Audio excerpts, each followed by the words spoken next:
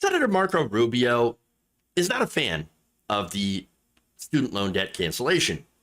And he's telling people, you know what you need to do? You need to do what I did.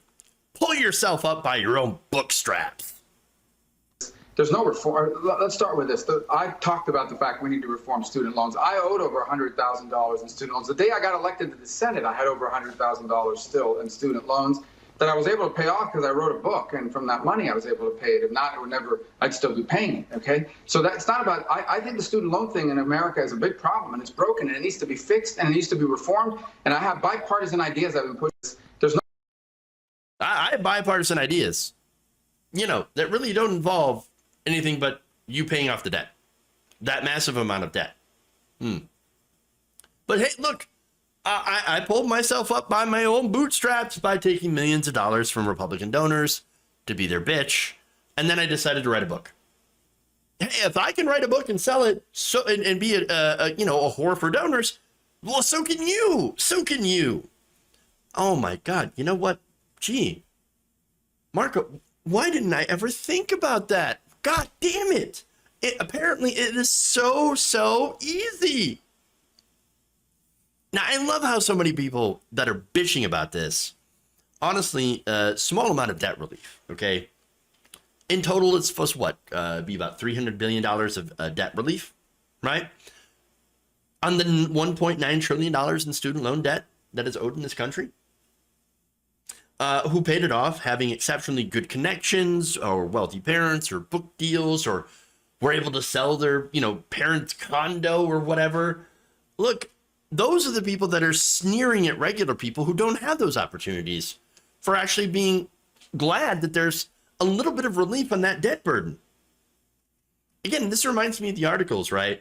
Where you had, this is how this young graduate paid off their $100,000 in student loan debt in 3 years. And so, they'll go through and they'll say like, well, this person, they moved into their parents' house, moved back home to save money on rent, moved from a bigger city, because they were able to get a job at their mom's nonprofit, making about the same as they would in a big city. Not only that, but, once they moved home, they were able to make much bigger payments, much bigger payments on those student loans. Oh, yes. And then, of course, you get later into the article, it gets worse because then you find out that,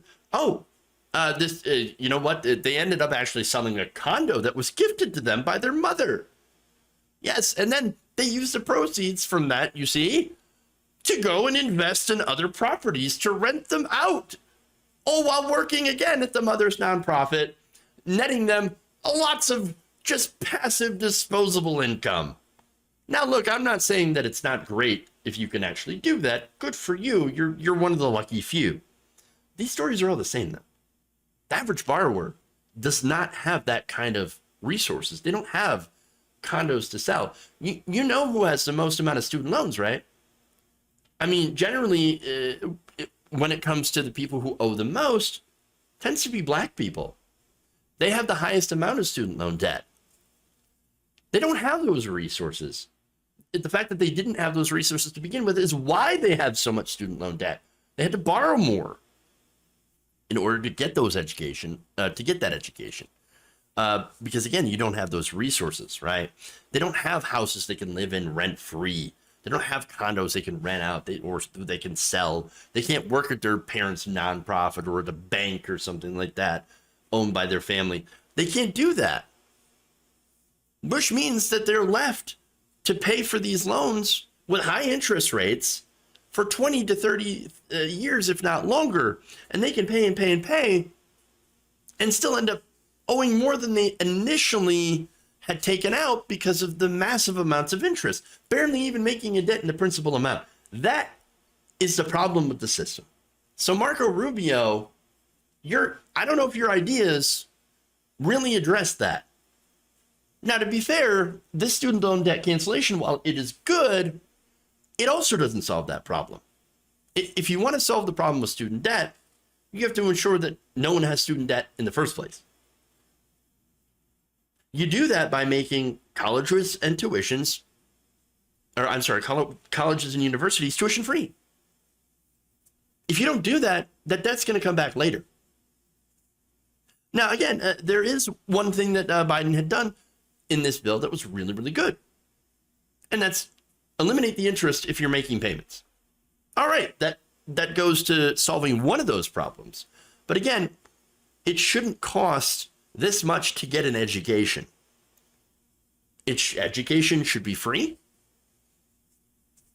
And, you know, if you have the federal government or the states that fund these schools again, that is a good way to also bring the costs down for everyone. And so, even though I do believe that this is not enough, I will absolutely take it.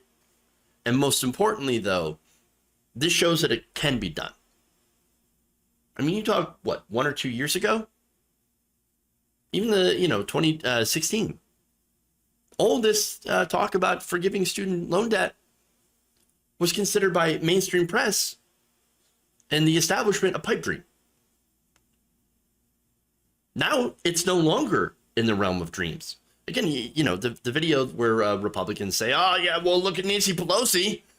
She said the president can't actually do that. Well, Nancy Pelosi lied. They could always do that. They could have done it before and chose not to. But in this case now, it proves that whole thing wrong. If the president wants to, he can wipe it all out.